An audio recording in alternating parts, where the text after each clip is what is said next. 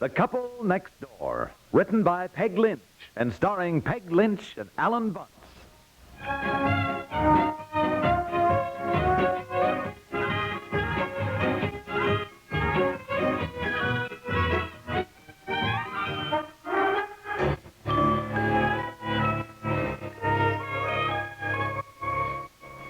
Dear, what are you doing up at 5 o'clock in the morning? I couldn't sleep. I woke up and you weren't in bed. I couldn't sleep. I came downstairs, made myself some coffee. Well, I didn't get to sleep until nearly 3. I lay awake. Last time I remember looking at the clock, it said 20 minutes to 3. I must have fallen asleep right after that, I guess.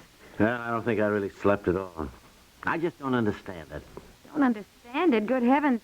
Here we are apparently responsible for thousands of dollars worth of damage. I don't think it's strange we couldn't sleep. I think it'd be strange if we could. No. I don't understand how blasting could break glasses in a house half a mile away. More than half a mile away. I don't understand it either, dear. I just Something don't. like this happened? Where's Mr. Rogers? Where is he? He's out of town, dear. His Out wife of said town. he wouldn't be back until this morning sometime. I told her to tell him what had happened, get in touch with us as soon as he got back. And Dibble, it seems to me the contractor should have some responsibility about this. He did the blasting. Well, maybe he didn't do it right, or maybe he used too much dynamite at one time or something. I don't know. You think he'd know his business? Where is he? Where is he? Nobody answered at the contracting company last night. I couldn't find any Sam Dibble listed in the phone book. I tell you, when I think about standing out there last evening, being so excited that we had finally started our new house, and this tornado of a woman descends on us Well, out dear, of you can't blame her for, really being upset. It's screaming true. at us that the blasting on her property broke our property, broke priceless whatever she called it, in her house a mile away. I know. Now, look, darling, why don't you go upstairs and take a shower? You won't sleep anyhow, and it's too early to try and call anybody now. Get dressed, dear. We can't do anything about it at 5 o'clock in the morning.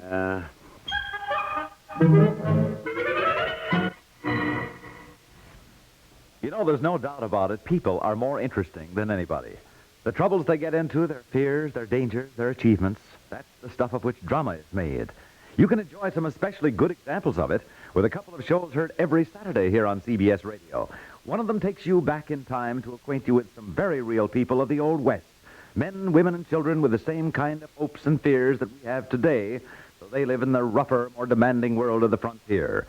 That show is Gunsmoke, the most widely acclaimed of all Western dramas. You can hear it every Saturday over most of these same stations. The other Saturday drama we'd like to recommend introduces you to an even wider variety of people.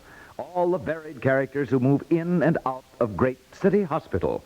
You'll meet doctors and nurses and orderlies, as well as the patients, all of them facing crises of one kind or another, crises that are full of interest and suspense.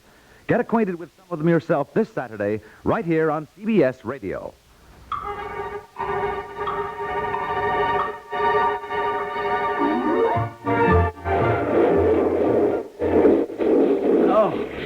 Look at it, would you? Just pouring.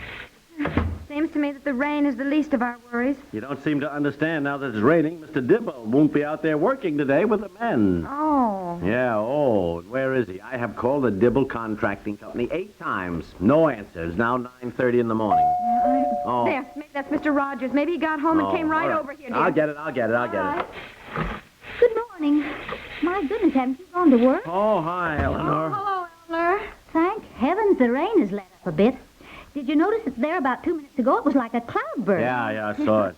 I came over to borrow your angel food cake tin. I can't find mine anywhere. Oh, sure. I'll get it, Eleanor. What's the matter? You both look as though something terrible had happened. Is Betsy sick? No. She went off to school. No, nothing about sickness, unless you want to call it being sick at heart. What's the matter? Why, I thought you two ought to be sitting on top of the world. Didn't you turn over the first spadeful of dirt for your new house yesterday? We turned over the first shower of rocks, would be more accurate. Here you are, Eleanor. Here you are, and keep it. I have 2 angel food cake tins, which I never use. Never make 2 angel food cakes. If I do, I'll borrow it back. Oh, well, I don't like to just... No, please keep it. I don't need 2. It's all right. Oh, well, thank you, dear. Has he told you about the catastrophe? No. Well, come on in the living room and sit down. I think I'll try and call Jack Lundell again. Darling, Ann said he would be in court all morning. Jack? Oh. Goodness, does this involve a lawyer? Well, apparently, we tried to call Jack last night, but Ann said he was in Brownsville with some client and was driving back just in time to go to court this morning. Yeah, well, I'm going to try and track him down again. All right, dear. Look, stop keeping me in suspense. What happened? Oh, I tell you, you're just sick. Well, I had been out there in the morning.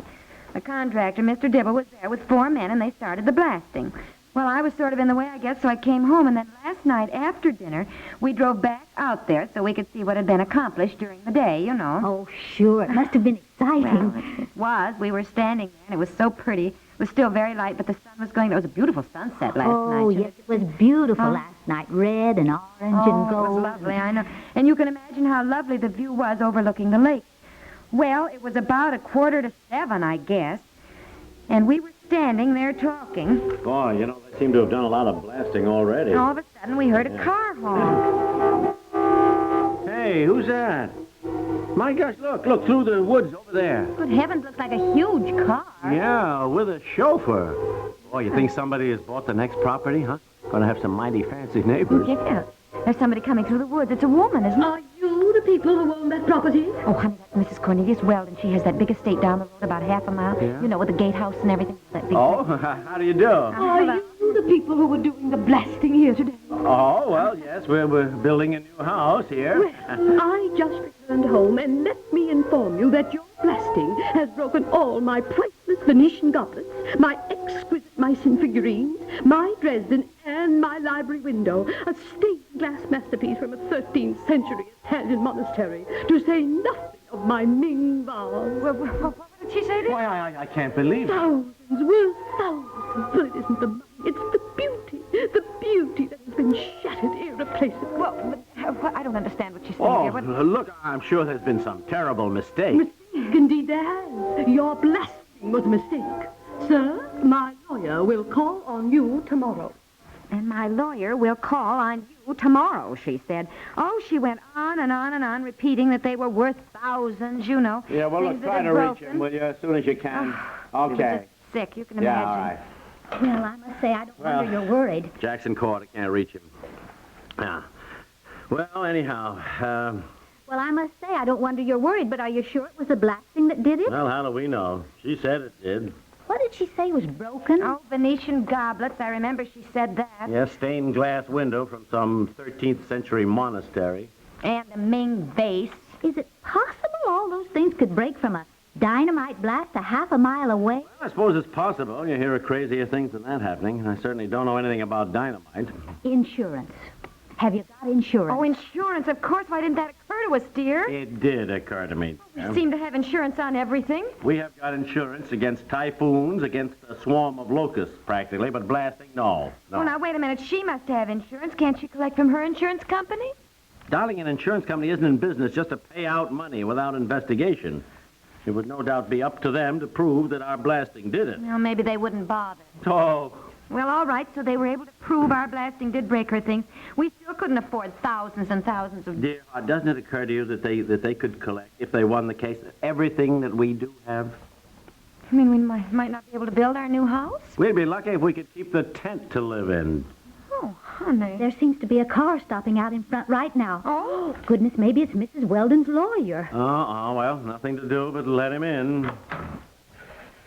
Oh, it isn't Mrs. Weldon's lawyer. It's Mr. Rogers. Hello! What? Oh, it's about time we heard from him. Hurry up. Get in out of the rain, Mr. Rogers. Maybe I'd better go. No, not unless you want to, Eleanor. Oh, no, I'd like to stay and see what's going to happen. My, this is certainly a downpour. Get in. My goodness. We certainly had a lot of rain this Oh, year. yes, I suppose it's good for the crop. Oh, yes, oh, yes. Well, I'll get you some coffee. It's so damp out. You must be chilled, Mr. Rogers. Oh, now, don't want you to go to any trouble. No, For it's no Pete's sake, the heck with the weather and the coffee. Did your wife tell you why we called last night and what has happened? I mean, what Oh, yes, oh, yes. Well? Well, what? Well, what? Mr. Rogers, I'm talking about the blasting and Yes. this woman, this woman. Mrs. Weldon, her broken dishes. Oh, yes, yeah. You haven't worried about it. Haven't worried? I haven't worried. Why, Mr. Rogers, we've been frantic. We couldn't reach you or Mr. Dibble or even our own lawyer. Look, We've just neither been- of us slept all night. I haven't gone to work. That's Well, crazy. now, there's nothing to worry about. Oh, do you know Mrs. Kendall, Mr. Rogers? Yeah. Oh, how do you do? This is... Well, What do you mean, nothing to worry about?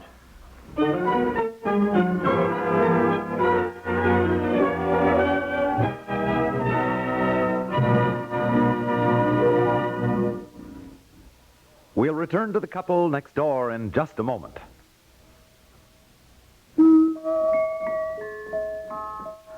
does beechnut applesauce taste so extra grand? Because apples get such loving care in beechnut babyland.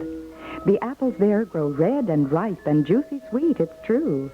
Picked when they're full of vitamins and luscious flavor, too.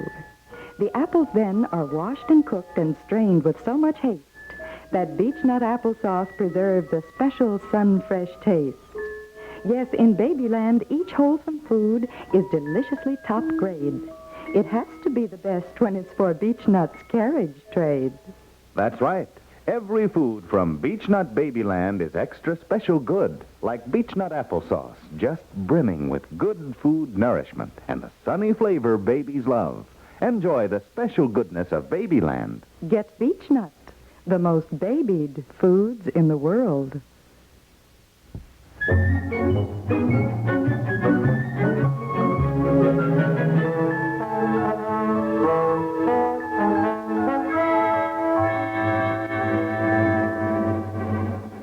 Mr. Rogers, are you sure? You mean we have nothing to worry about? Why, no, not at all. It's Mr. Dibble's responsibility. He's the contractor, and he's always insured against that. It happens quite frequently. Yeah. And when I heard about it, I drove out to Mrs. Weldon's this morning. The truth is there's very little damage done. But you know how women are. They get excited. They think things are worse than they are, inclined to exaggerate a little bit. No, I reassured Mrs. Weldon, and she was very nice about it. Well, now don't you both feel better? Why, I'm surprised you didn't know about all that. Look, Mr. Rogers, you're an architect, but believe me, when a person has never built a house before, he suddenly begins to learn a million things he never knew before. You know? Oh, yes. Oh, yes. You know what I mean? Nothing. Nothing. Oh, yes, a lot worse things can happen. Such as? Well, I stopped in actually to say that we made a slight miscalculation last week when we hastily changed the plans to arrange for a center chimney. Yes? Well, I don't really know how it happened, but the main stairway now comes right up into the middle of the upstairs bathroom. Oh, honestly, really? Well, now, don't look like that, dear. You're the one who insisted on a center chimney, and it's no tragedy. We can certainly fix it, can't we, Mr. Rogers? Oh, yes, Of course, it's going to be slightly more expensive, and your upstairs hall will be smaller, but... Honestly, really, Jolly, Mr. I Rogers, never well, knew why it don't to we fail. change the plans a little?